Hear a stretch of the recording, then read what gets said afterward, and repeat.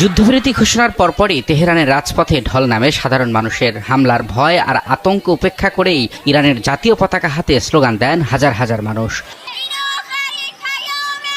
যুদ্ধে ইরান বিজয় অর্জন করেছে দাবি করে উচ্ছ্বাস প্রকাশ করেন তারা। বলেন, ডোনাল্ড ট্রাম্পের কোনো হুমকির কাছেই মাথা নত করেনি তেহরান। যুক্তরাষ্ট্র বুঝতে পেরেছে ইরান একটি পরাশক্তি। চুক্তি না মানলে আমরা তাদের সাথে অন্যভাবে বোঝাপড়া করব।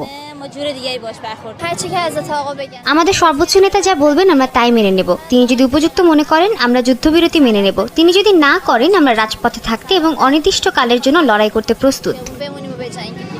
এর আগে পারস্য সভ্যতা ধ্বংসের হুমকি দিলেও কয়েক ঘন্টা পরেই ইরানের 2 সপ্তাহের জন্য হামলা বন্ধের ঘোষণা দেন ডোনাল্ড ট্রাম্প। মন্ত্রী শাহবাজ শরীফ ও ফিল্ড মার্শাল আসিম মুনিরের অনুরোধ ও ইরানের পক্ষ থেকে পাওয়া 10 দফার একটি প্রস্তাবের ভিত্তিতে হামলা স্থগিত করা হয়েছে বলে জানান তিনি। পরে যুদ্ধবিরতির সম্মতির কথা জানায় ইরানও। দেশটির পররাষ্ট্রমন্ত্রী আব্বাস আরাকচি জানান, 2 সপ্তাহের এ যুদ্ধবিরতিতে ইরানের সামরিক বাহিনীর সঙ্গে সমন্বয় করে পাকিস্তানের প্রধানমন্ত্রী শাহবাজ শরীফ নিশ্চিত করেছেন যে এই চুক্তি লেবানন সহ মধ্যপ্রাচ্যের অন্যান্য উত্তপ্ত অঞ্চলেও কার্যকর হবে। ইসরায়েলের পক্ষ থেকে যুদ্ধের সঙ্গে লেবানন অন্তর্ভুক্ত নয় বলে দাবি করেছে নেতানিয়াহু কার্যালয়।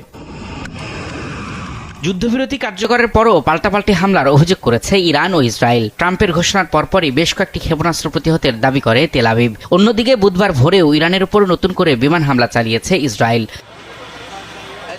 যুদ্ধবিরতির ঘোষণার পরপরই আন্তর্জাতিক বাজারে কমতে শুরু করেছে জ্বালানি তেলের দাম। এরই মধ্যে যুক্তরাষ্ট্রের অপরিশোধিত তেলের দাম 15% কমে ব্যারেল প্রতি $90 নিচে নেমে গেছে।